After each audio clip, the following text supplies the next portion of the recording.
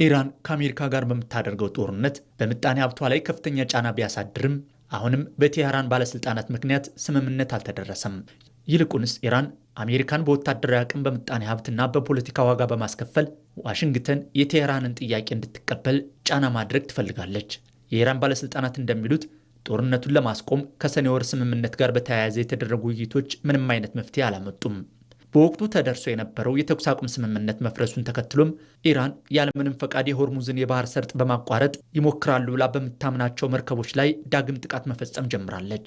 የአሜሪካው ፕሬዝዳንት ዶናልድ ትራምፕም ዋሽንግተን በኢራን ላይ የምትከተለውን ስትራቴጂ በተመለከተ በሰጡት መግለጫ አሜሪካ በቴህራን ላይ የምታደርገውን የኢኮኖሚ ጫና አጠናክራ በመቀጠል ኢኮኖሚዋ ሙሉ በሙሉ እንዲቀጭጭ ማድረግ የሚለው አንዱ ነው።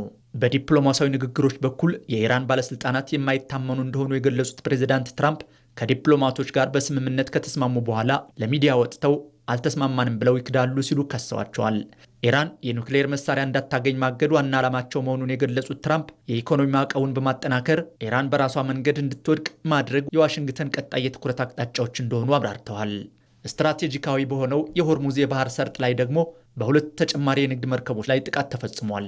የመንግስት ንብረት በሆነው በአቡዳቢ ብሔራዊ የነዳጅ ኩባንያ ስር ባሉ ሁለት መርከቦች ሐሙስ ምሽት በባህረ ሰላጤው ሲያቋርጡ ጥቃት እንደደረሰባቸው የተባበሩት አረብ ኤሚሬትስ ብሔራዊ የዜና ወኪል ዋም ዘግቧል። የተባበሩት አረብ ኤሚሬትስ መንግስትም ለጥቃቱ ኢራንን ተጠያቂ አድርጓል። የመርከብ ክትትል መረጃ በሚያጠናቅረው የኬፕለር ኩባንያ መሰረት ባለፈው ረቡዕ 5 መርከቦች፣ ሐሙስ ደግሞ 9 መርከቦች በሆርሙዝ ጠባቡ የባህር ሰርጥ ያለፉ ሲሆን አርብ ማለዳ ላይ መርከቦች ባህረ ሰላጤውን ሲያቋርጡ ግን አልታዩም። አሁን የሚታየው ቁጥርም አሜሪካና እስራኤል በየካቲት ወር በኢራን ላይ ጦርነት ከመጀመራቸው በፊት በሆርሙዝ ባህረ ሰላጤ በየቀኑ ያልፉ ከነበሩት ከ130 በላይ መርከቦች ጋር ሲነጻጸር እጅግ በጣም ያነሰ ነው።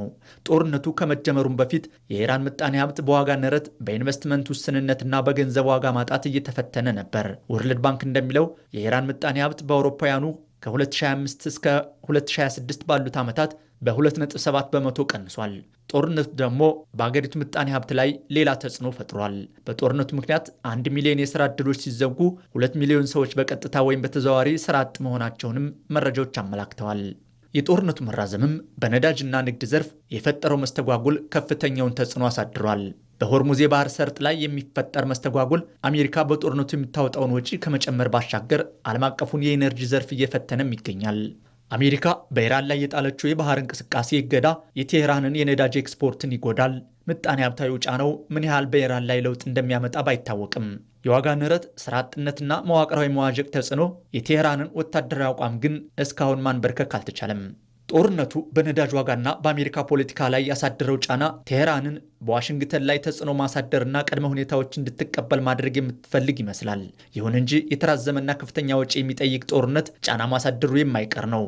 በተለይም ለእስላማዊ አብዮታዊ ዘቡ ከፍተኛ ፈተና የሚሆነው የዋጋ ንረት፣ የምጣኔ ሀብት አለመረጋጋትና በሀገሪቱ መሰረተ ልማት ላይ የደረሰው ውድመት ነው። የተራዘመው ጦርነት ኢራን ከቀጠናው ሀገራት ጋር ያላትን ግንኙነትም እየጎዳው ይገኛል። በቅርብ በሚገኙ ሀገሮች የአሜሪካ ጦር ሰፈሮች ላይ ኢራን ያደረሰችው ጦርነትም የባህረ ሰላጤው ሀገራት ውጥረትን ለማርገብና ወደ ድርድር ለመመለስ በሚያደርጉት ሙከራ ላይ ጥቁር ጥላን አጥልቶበታል። ነገር ግን ከአሜሪካና ከባህረ ሰላጤው ሀገራት ጋር ለምን ያህል ጊዜ በግጭት ውስጥ መቆየት እንደምትችል ግልጽ አይደለም።